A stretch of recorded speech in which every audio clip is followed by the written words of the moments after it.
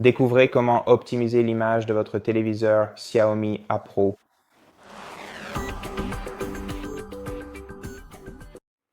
En parlant des meilleurs réglages d'image, tout d'abord, pour pouvoir les ajuster selon vos préférences, il faut, il faut ouvrir quelque chose à l'écran afin de pouvoir observer les différences et d'adapter le rendu à ce que vous souhaitez obtenir au final.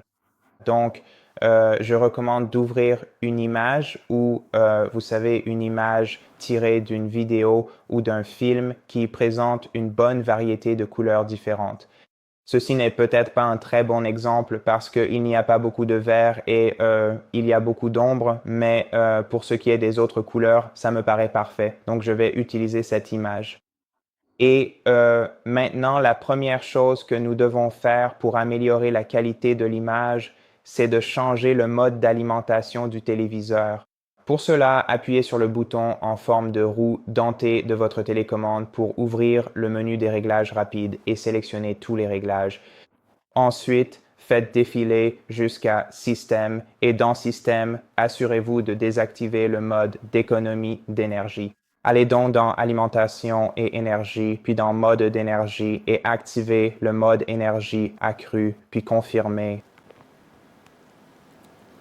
Maintenant, revenons en arrière et sélectionnons affichage et son. Ensuite, nous devons aller dans Image. D'accord.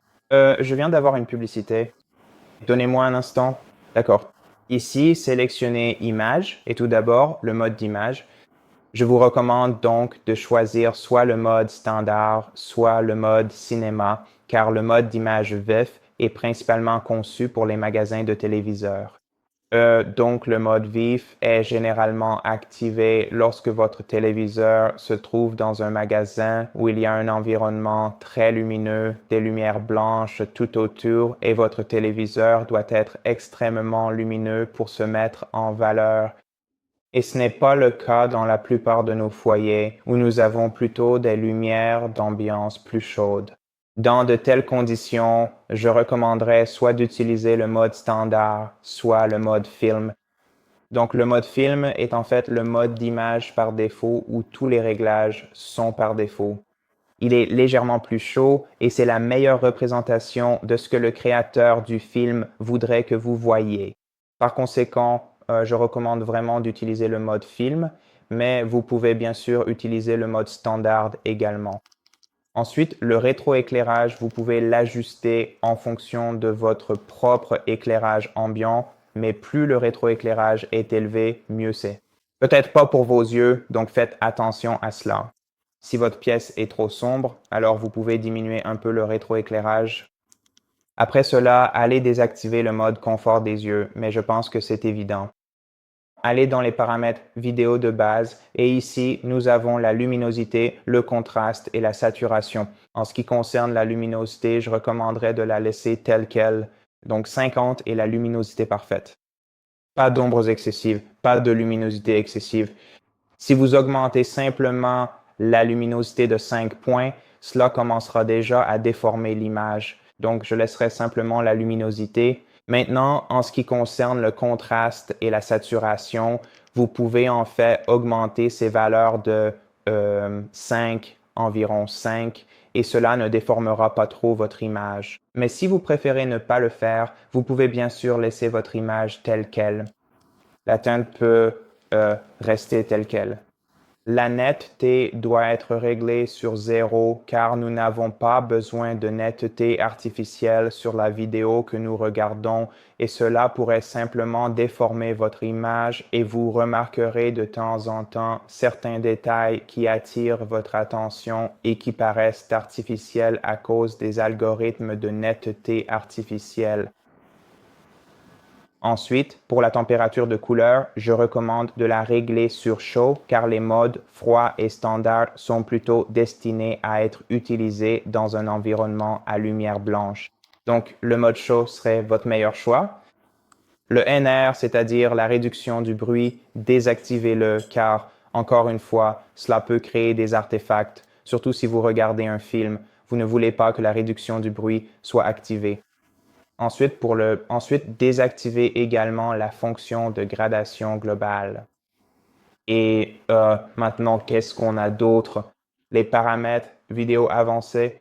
Espace colorimétrique, vous pouvez choisir soit natif, soit auto. L'espace colorimétrique sert principalement à des fins graphiques. Ce n'est pas destiné aux spectateurs, donc natif ou auto conviendra parfaitement. Pour le gamma, laissez le réglage standard.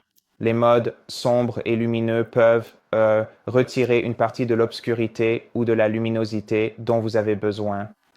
Pour l'ajustement des couleurs, vous n'avez pas besoin de l'activer, sauf si vous trouvez qu'il manque certaines couleurs à l'image, mais je ne constate pas cela sur cet appareil. Ensuite, nous avons aussi le contrôle adaptatif de la luminance et le contrôle du contraste local. Et là, ces deux réglages dépendent entièrement de vos préférences personnelles. Donc, je ne peux pas vous dire s'ils sont bons ou mauvais. Le contrôle adaptatif de la luminance, lorsqu'il est activé, peut rendre certaines zones sombres encore plus sombres, ce qui peut être une bonne chose pour certains et moins bon pour d'autres. Donc, il vous suffit de choisir si vous souhaitez l'utiliser ou non. Et le contrôle du contraste local, vous pouvez également l'activer ou le désactiver. Personnellement, j'alternerai entre activer et désactiver. Ensuite, la correction de la balance des blancs. Encore une fois, c'est la même chose, la même histoire qu'avec l'espace colorimétrique. Si vous avez l'impression qu'il vous manque des couleurs, vous pouvez l'activer, mais personnellement, je le désactiverai simplement pour une meilleure qualité d'image. Et voilà, c'est à peu près tout. Laissez-moi juste activer le rétroéclairage et voyons ce que nous avons obtenu au final. Voilà, c'est tout. Ce sont les meilleurs réglages d'image que l'on puisse obtenir sur cette télévision. Merci d'avoir regardé cette vidéo.